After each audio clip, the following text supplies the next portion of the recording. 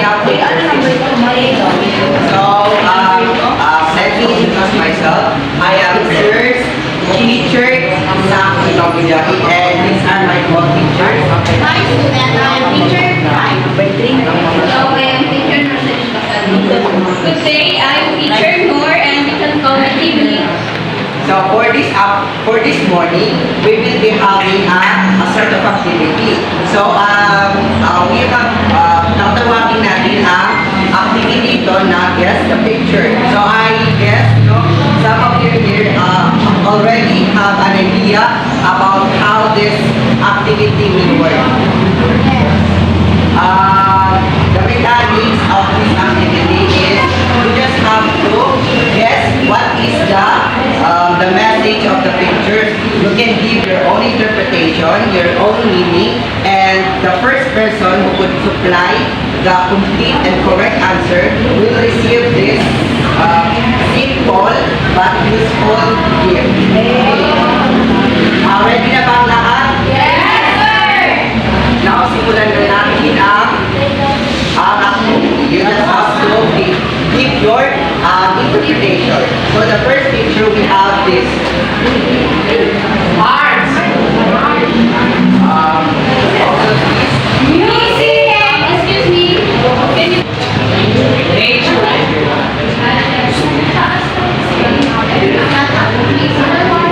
What's your answer, sir?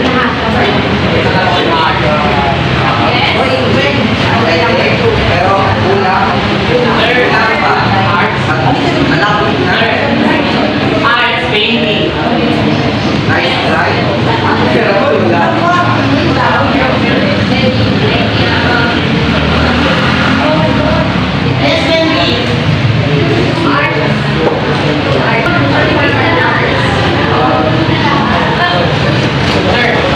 I think, sir, it's arts in the person. Ano pa? Arts appreciation. Thank you so much. How is true? What is your interpretation? Sir, galaxy. Ano? Yeah. Writing of the first picture. Sir,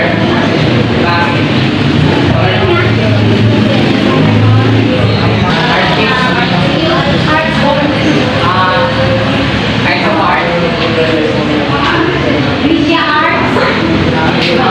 Media arts. Ano mo nakikita yung Visual art. Visual picture. Yung You can also see how these gifts are being created. Art, craftsmanship. Thank you so much. Art painting. What? Art painting. Creativity. Yes. Ano? Arts creativity. So, your answer is correct. So, you will receive this simple and but useful. So, thank you so much, Jason. So, our topic is all about arts and creative literacy. So, I'm Jason. Can you mark the how do you find the activity? It's been, we make it nice. It's super nice and I find it super, You will receive this answer. How do you find the activity, sir? it's been so good because we just enjoy and expressing our thoughts and ideas about your Thank you. Okay, class. Nag-enjoy ba kayo sa activity natin?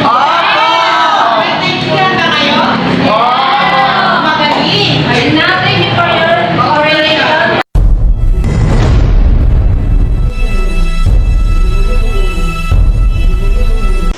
Good morning, class. For today, we will be talking about arts and creative literacy.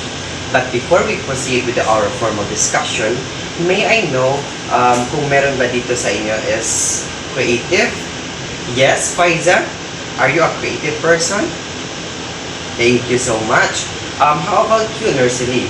Are you a creative person? Do you consider yourself as a creative person? Okay, thank you so much for sharing your ideas. Now we will be talking about the creative and literacy. Um, Creative and literacy. Who can read? Yes, Nerceline? Thank you so much. Okay, when we say arts and creative literacy, it is the act of turning new and imaginative ideas into reality. So, di ba, we tend to imagine something and out of nowhere, we create something that is creative because of our imaginations. And that is also the power of imagination, wherein it could create something that is attractive in our eyes. That is what we call arts and creative literacy. And also, if you could create something, you could create out of your imaginative idea, you are considered as art and creative literacy. In short, no, if you could make something um, out of it, I mean, something that is beautiful, something that is attractive, then you could consider yourself as creative literacy. You get the definition, class? Okay. And art and creative literacy also the process of bringing something new being that requires passion and commitment. So, sinasabi na ang arts and creative literacy, it requires passion and commitment. You have to be passionate and commitment for you to be able to have that creative skills, no? Kasi pag hindi tayo passionate sa isang bagay, then definitely it will never be good as what we want to achieve, di ba? So we have to be passionate and committed as well for us to be able to achieve those things that we wanted to. Nakuha lang ba kung ano ang Arts and Creative Literacy class? Okay, that's good. Now, let me share to you the importance of art and creative literacy in 21st century. We know that we are now living in a 21st century, no? So, wherein technology has been upgraded, right? So, arts and creative literacy also upgraded. It is really important for us, especially to you class, wherein you are considered as a 21st century students, because arts and creative literacy in 21st century will help you with your design thinking, critical thinking, and thinking skills. So that is the importance, no, and benefits of arts and creative literacy. So that's all, no. I hope that you analyze yourself and try to think if you are creative, if you have this kind of things, or if you have a creative skills. Now let's proceed to the 7 habits of highly creative people. So we have here 7. So the first one, we have prepare the ground. So in creativity, it requires an absorbent mind. So if we want to be able to be a creative people, we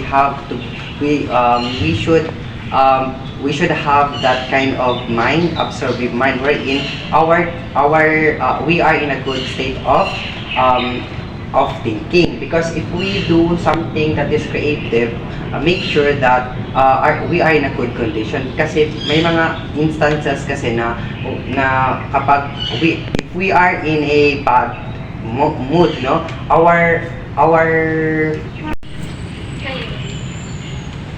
Now, let's proceed to the 7 habits of highly creative people. So we have here 7. So the first one, prepare the ground. So in this part, creativity takes or inquires an absorbing mind. So you have to give your attention yourself as an attention. You have to clear your minds if you are going to make something that is creative for you to have a beautiful outcomes.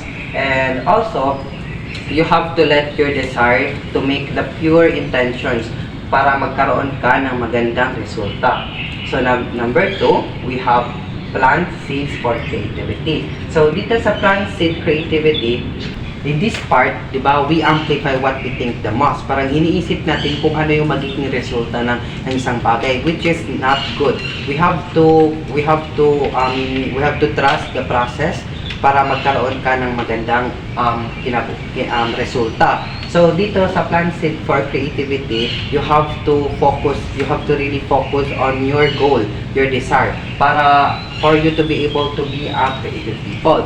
So we have number 3 is live in the question. So in this part, no, it is really good to ask questions with the people, kasi mas maganda yung if you inquire questions with the people or suggest, no, you inquire suggestions to the people kung ano yung mas maganda sa isang bagay para mas ma-improve mo ito, because in this part, no, you have to find questions rather than to have an immediate answer. So for the number 4, we have feed your brain. So dito sa feed your brain, dito nagkakaroon ng curiosity. So dito you have to follow your curiosity, because your curiosity will lead you to a better outcome. And also because of that curiosity, it will help you to boost your improvement as a person and as a creative people. So for the number 5, we have experiment and explore. I think this is explainable, no? Parang experiment and explore. You have to explore your skills. Kung ano yung parang you think na mas kaya mo pa, you have to explore. Kasi parang we people just focus on one thing. We didn't focus on other things, and that is not good. We have to explore more to encounter more about our skills, and that is for number 5. So number 6, replenish your creative stuff. So in this part, no, if you think that you need a break, you have to give yourself a break. Para for example, no, kung gumawa ka ng isang bagay, tapos you feel like you need break for that certain things. You have to rest. So gagawa ka ng isang bagay na mas maganda sa'yo, and it will help you to be more creative and a highly creative people. And last one, liberate your creativity. You have to think all these parang for example, di ba, in the first step, no, in the first habits, you give yourself observing mind. So dito you have to liberate your observing mind. It will, for you to be able to help it will help you to be a highly creative people. That's all. Thank you. Good morning, class. Today, I will discuss to you my topic. But before that, let me introduce first myself. I am teacher Faiza Ocasa, but you can call me Ma'am Fai. Today, class, I will discuss to you about the eye-hand coordinations. Who can read, class? Yes, Nur Aisa? Okay, thank you, Nur Aisa. Class, about the eye-hand coordinations, this is the ability of one person who will do like the movements by writing, catching ball, sport, and performance. More on that, class. These are the functions that will move by their body. And now, class, let's proceed to my topic. The examples of eye-hand coordinations. First, class, we have the number 1 in writing. Who can read, class? Yes, Nur Aisa? Thank you so much, Nur Aisa. Class, here in writing, when we write, we must know if is legible to other person, especially sa mga taong may problema sa paningin nila. Dapat i-make sure natin yung mga sinusulat natin is clear. Okay. Then, second, we proceed to typing. Dito, class, when we type, our brain are functioning and guide us to the correct informations that we gave to other. Third, class, when driving. Who can read? Yes, Abu Jaid? Okay, thank you so much, Abu Jaid. And now, class, let's proceed to the last example of 5 hand coordinations. Number 4. Who can read? Yes, Basanon. Thank you so much, Basanon. Class, in sport, like example, the best example for these are the basketball, table tennis, and football. Class, when you notice some of the basketball players, they are very energetic, and then their sense of sighting and hand coordinations is at focus, because class, in this way class, they will aim or achieve their goal to win that game. So that are the best example of the number 4 in sport. And now class, let's proceed to the problems and disorders related to poor eye-hand coordinations. Who can read, class? Yes, Lily Rose?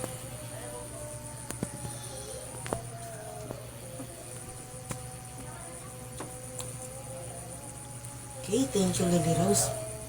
Class, here in the problems of eye-hand coordinations, like poor hand-eye coordinations is accompanies many syndromes and conditions such as autism, spectrum disorders, cerebral palsy decrease, muscle tone, and visual disorders like optic ataxia. Class, many children with developmental delays also poor eye-hands coordinations. That's are the problems of disorders related to poor eye-hands coordinations. So, hand-eye coordination is have a 3 different development stages. So, number 1 is between birth and 3 years old. So, this stage is children can start develop vision that allow them to follow a slowly moving object with their eyes. So, these are examples. So, number 2 is begin to develop basics hand-eye skills such as reaching, grasping object, breathing, and feeding. So, number 3 is begin to recognize concept of place such as up and down and end. So, number 4 is start to develop to manipulate object with fine motor skills. So, the second development is between 3 and 5 years old.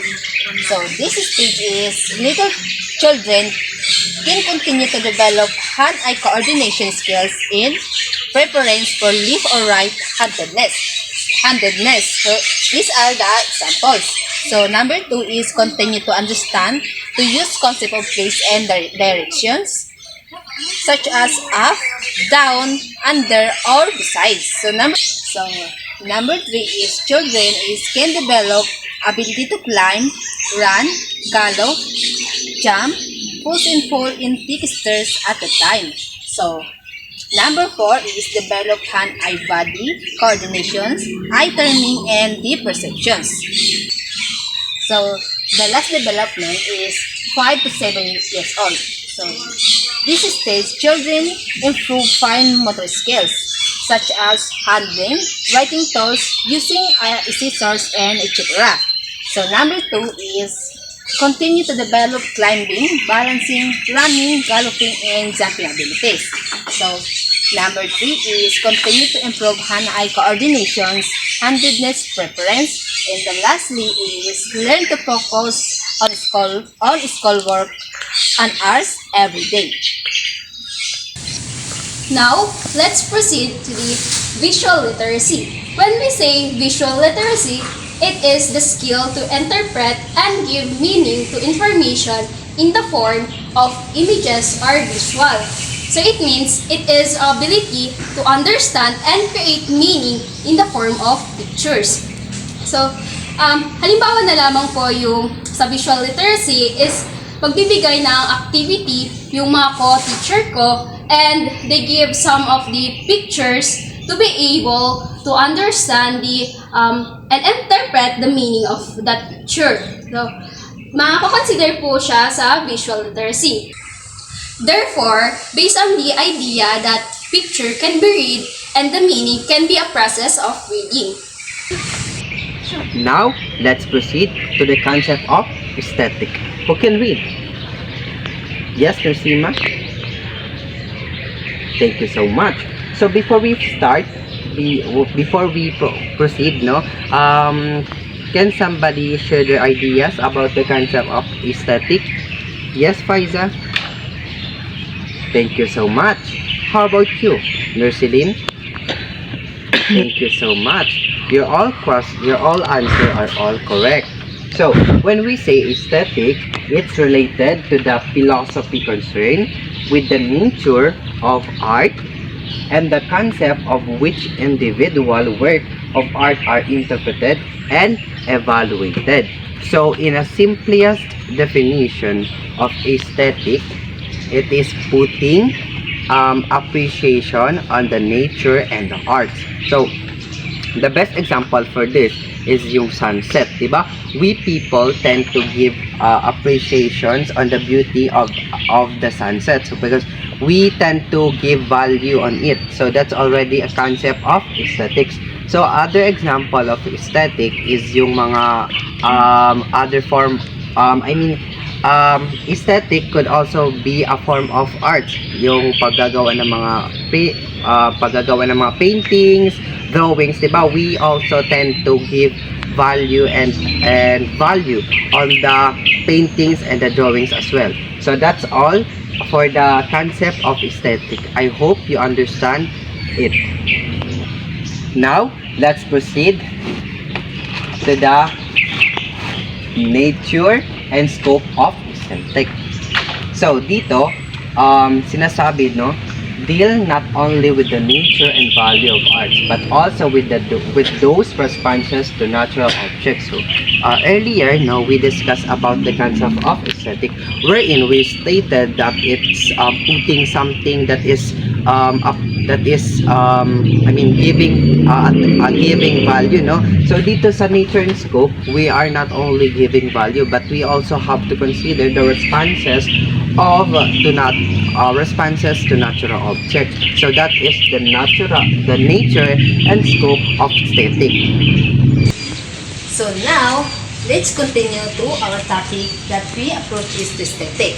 So, we have three approaches to aesthetic. So, who can read this one? Ma'am, Okay, no, Aiza? it is a study of aesthetic concept or the analysis of language of criticism, in which particular judgment are singled out and their logic and justification are presented.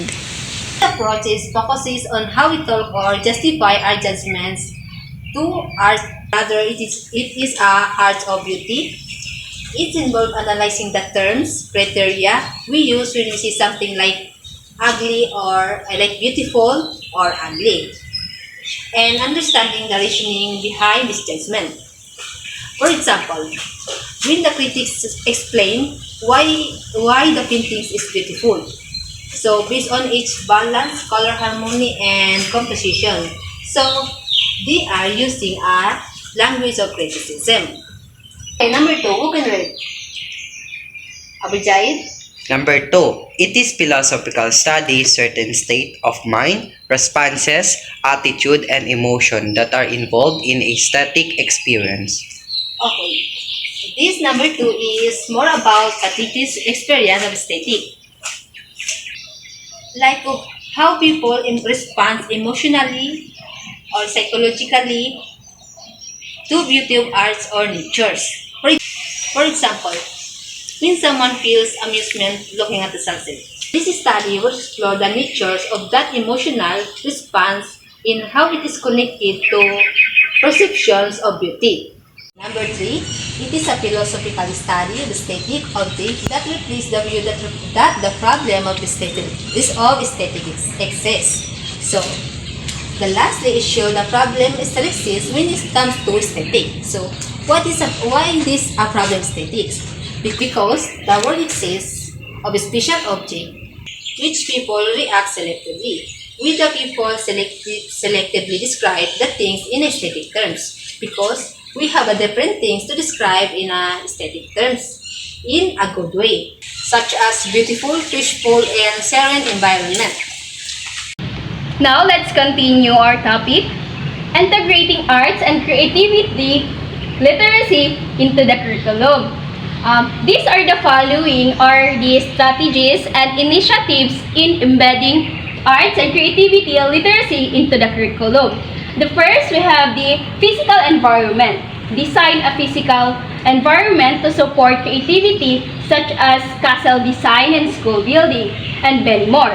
So, wherein learners can make their own idea to support their creativity. So, number 2, we have a emotional environment. We take time to create and maintain a climate of respect and caring and support. Here naman sa emotional environment, learners, di ba? We support them and care for them. Like, we can build an environment that it can motivate them to so that they can learn much more to us. Number 3, project-based learning or PBL. It provides students space and opportunity to express themselves. Of course, dito naman sa project-based learning, ito is we can provide student opportunity to express themselves. Or is teach creative thinking skills. Teach students about metacognition or thinking about their thinking through the process of brainstorming and reasoning. Number 4, teach creative thinking skills. We can teach our students about metacognition or thinking about their thinking through the process of brainstorming and reasoning. Of course, to improve their critical thinking skills, is we can teach them on how to create some concept mapping and problem solving. Number 5, alternative assessment. Provide different authentic assessment like performance, product, or output making. Aside from the assessment and assignment, we can give them some of the performance tasks. Number 6, we have scheduling project-based curriculum and performance-based assessment. Dito naman is we need an ample time and proper scheduling in either structured or unstructured manner. It means that we have to know, and we have to know when we apply those curriculum. Like example dito sa scheduling project based, dapat alam natin kung kailan natin ito i-apply sa ating students. And also the performance based assessment, we need to analyze and create more about those assessment also. Number 7, we have the student-centered and personalized learning. Dito naman sa student-centered is na provide na yung students yung freedom to choose nila. Yun na nga, they have their freedom to choose, and they have the freedom to know their topic on how they will know that topic, and how they demonstrate their ideas about that topic. Now, to proceed number 8, incorporate arts. Here sa incorporate arts is integrate seamlessly music, art, drama, and dance into the curriculum to develop creativity. To improve our creativity, we can apply those arts, like we can apply the art, drama to apply our idea about our topic or they tackled about. Number 9, integration of technologies. Encourage students to create and utilize blogs and website and many more. As we now, di ba, nagde-develop na yung mga technologies natin sa panahon ngayon. Like, na ini-encourage na yung mga students on how to use some of the technologies. Because in our everyday life, we use technologies and we can create much more ideas and information about the technologies. And we can apply it to be more productive. So number 10, preparing the body and brain for creativity. Let's create activities also, diba? When we prepare our body and brain for creativity, we must say that we should relax our mind and also our body to be able for us to make more creative and to be more comes up in a more ideas about our topic. Example is the yoga.